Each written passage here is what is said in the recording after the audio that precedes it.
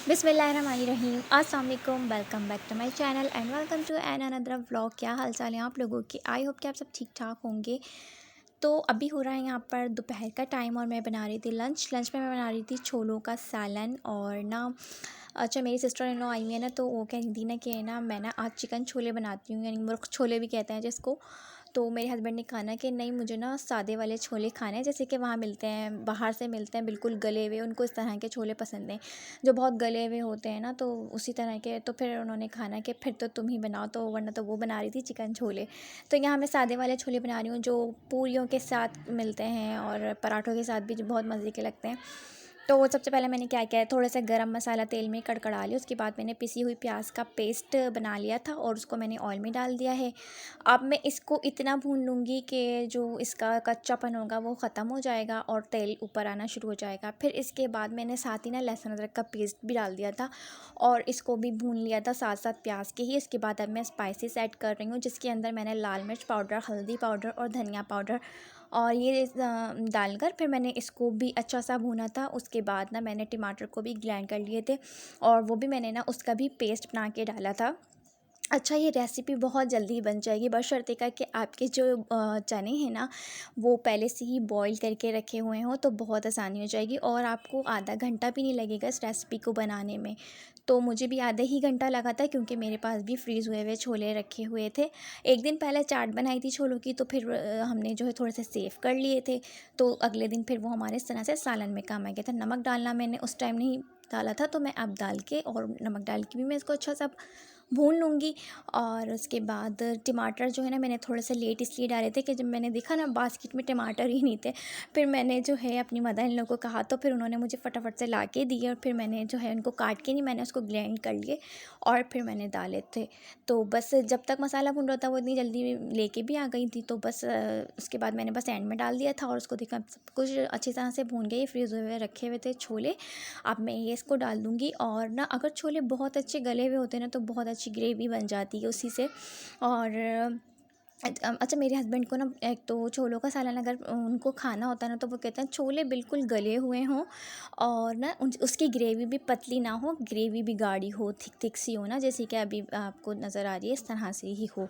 फिर भी मैंने थोड़ा सा पानी ऐड किया था, क्योंकि काफ़ी गाढ़ी मुझे लग रही थी। और फिर छोलों का ये होता है कि जब चूल्हा बंद होता है ना, वो थोड़े से वैसे ही ना गाढ़े हो जाते हैं और तेल भी ऑब्ज़र्व कर लेते हैं। तो फिर आप लोगों को क्या चाहिए कि हमें ये चाहिए कि तेल जो है ना वो थोड़ा सा हम ज़्यादा ही डालें, अब ताकि वो जो तेल ऑब्ज़र्व हो, तो उसके बाद भी जो है ना सालन में तेल नज़र तो आए। तो खैर मैंने इसमें तेल भी ज़्यादा डाला था और थोड़ा सा पानी भी ऐड कर दिया था। अब थोड़ा सा और हरी मिर्च डाल के मैं इसको सिर्फ पकाऊंगी, थोड़ा सा पकाऊंगी और फिर उसमें गरम मसाला डाल दूंगी पिसा हुआ। और अदरक डाल सकते हैं, मगर मैंने नहीं डाली, हरी मिर्च डाल दी थी मैंने और हरा धनिया डाल दिया था बस। तो बस अब ये फाइनल जो है हो चुका है हमारा छोलों का सालन। और मैंने ये लंच में बना लिया था, तो लंच में तो हस्बैंड थे नहीं, ड्यूटी पर अपनी गए हुए थे, तो शाम में आए थे, तो मैंने उनके लिए रख दिया था, क्योंकि उनकी फरमाइश पे हमने ये वाले छोले बनाए थे ना। तो फिर मुर्ग छोले का उन्होंने मना किया था, सादे छोले खाने थे, तो मैंने उनके लिए इस डब्बे में करके जो है रख दिया था। और मैंने कहा चलो ठंडा होने के बाद इस सालन की लुक भी आप लोगों से शेयर कर लेती हूँ, किस तरह से थिकनेस उसकी हो गई थी। तो ये था इसकी फ़ाइनल लुक और मैं इसको फ्रीज़र में रख दूँगी, क्योंकि हस्बैंड अभी थे नहीं लंच टाइम में और डिनर में भी जो है वो बाहर से करके आ गए थे। तो मैंने सोचा नेक्स्ट डे ना मैं उनको नाश्ते में पराठे वगैरह बना दूँगी, तो पराठों के साथ भी बहुत अच्छा लगता है। और यहाँ पर हस्बैंड खुद ही ग्रॉसरी कर ले आए थे और मेरे लिए चलो आसानी हो गई थी कि बस मुझे घर बैठे ही ग्रॉसरी मिल गई थी। तो ख़ैर यहाँ पर अभी मैं ग्रॉसरी को ठिकाने लगाऊंगी सामान और थोड़ा सा दिखा भी देती हूँ कि मैंने क्या क्या मंगाया था। अच्छा, हम लोग जो है ना क्या करते हैं कि ना आधा सामान जो जैसे कि मसाले हो गए, चीनी हो गई, इस तरह की कुछ चीज़ें ना हम लोग एक होलसेल शॉप है बहुत बड़ी सी हमारी तरफ, वहाँ से ले लेते हैं।